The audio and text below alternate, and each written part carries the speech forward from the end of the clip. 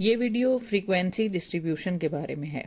Frequency distribution ہم استعمال کرتے ہیں تاکہ ہمارے پاس عموماً جو معلومات نمبروں کی صورت میں آتی ہیں ان نمبروں کو کسی ترتیب میں بدل دیا جائے تاکہ ہمیں اس کو سمجھنے میں آسانی رہے۔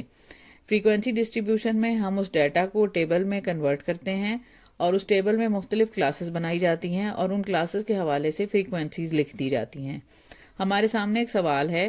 سوال میں کچھ نمبر دیے گئے ہیں اور یہ نمبر امریکہ کے مختلف صدور کی عمروں کو ظاہر کر رہے ہیں اور یہ عمریں وہ عمریں ہیں جب انہوں نے صدارتی عہدہ قبول کیا۔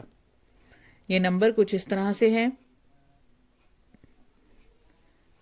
57، 51، 54، 56، 61، 61، 49، 49، 55، 52، 57، 64، 50، 54، 69، 57، 50، 47، 51، 64، 68، 48، 55، 60، 46، 57، 65، 55، 62، 54، 61، 52، 54، 43، 54، 56، 42، 55، 68، 46، 51، 56۔ اب پہلے سٹیپ میں ہم معلوم کریں گے کہ کلاسز کس طرح سے بنائی جائیں۔ اس کے لیے ہم رینج دیکھیں گے اور سب سے بڑی ویلیو کو سب سے چھوٹی ویلیو میں سے مائنس کر دیں گے، یعنی کہ 69 کو 42 میں سے مائنس کریں گے تو ہمارے پاس 27 آ جائے گا۔ اور اس طرح ہم نے اس نمبر کو دیکھتے ہوئے مختلف کلاسز بنانی ہیں۔ اس ڈیفرنس کے اکارڈنگ اگر ہم 5 کا فرق لیں تو ہمارے پاس کلاسز بن جائیں گی 6۔ کلاسز ہم بنا رہے ہیں 41 سے 45، 46 سے 50، 51 سے 55، 56 سے 60، 61 سے 65، 66 سے 70۔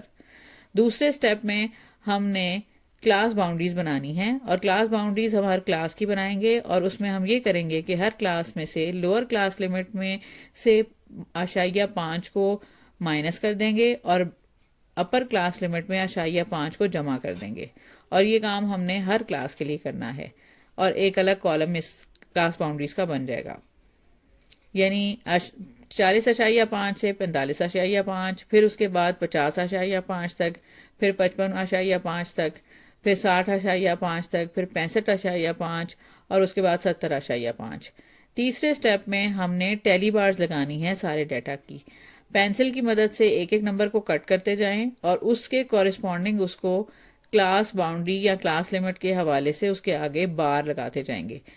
4 بارز جب آ جائیں گی کسی بھی کلاس کی تو پھر 5واں نمبر آپ کو سامنے جب آئے گا تو آپ ان 4 بارز کو کراس کر دیں گے۔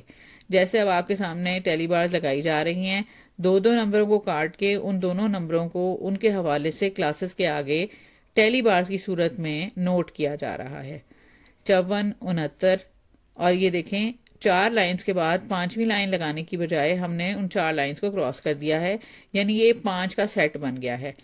5 کے سیٹ کے بعد آپ دوبارہ اسی رخ میں لائنز لگاتے جائیں گے جن کو ہم ٹیلی بارز کہتے ہیں، اور اس طرح سے یہ 5 کے سیٹس بن جائیں گے جہاں پر فریکوینسی زیادہ ہے، جہاں کم ہے وہاں ظاہر ہے کہ وہ کٹ نہیں ہوگا۔ اب یہ پورا ڈیٹا ہم نے اس میں لکھ لیا ہے۔ چوتھے سٹیپ میں ہم نے نوٹ ڈاؤن کرنی ہے فریکوینسیز اور وہ ہم نے ٹیلی بارز کو کاؤنٹ کر کے لکھنی ہے۔ پہلا 2 ہے، دوسرے میں 5 اور 3 8 ہے، پھر ہمارے پاس 14 ہے کیونکہ 2 5 کے سیٹ ہیں اور 4 الگ سے ہیں، پھر 9 ہے، 7 ہے اور 2 ہے۔ 5ویں سٹیپ میں ہم نے معلوم کرنا ہے کمیولیٹیو فریکوینسیز۔ کمیولیٹیو فریکوینسیز کچھ کیلکولیشن میں استعمال ہوتی ہیں، اس لیے میں آپ کو یہاں پر بتا رہی ہوں۔ اس کو نکالنے کا طریقہ یہ ہے کہ آپ ہر کلاس کے آگے پچھلی کلاس کی فریکوینسیز کو پلس کر کے کمیولیٹیو فریکوینسی کو کالم میں لکھتے جائیں گے۔ 2، 8 اور 2 10، 10 اور 14 24، 24 اور 9 33، 33 اور 7 40، 40 اور 2 42۔ اس طرح سے یہ آپ کی فریکوینسی ڈسٹریبیوشن کمپلیٹ ہو گئی ہے۔ For more similar videos, kindly subscribe Psych Teach channel.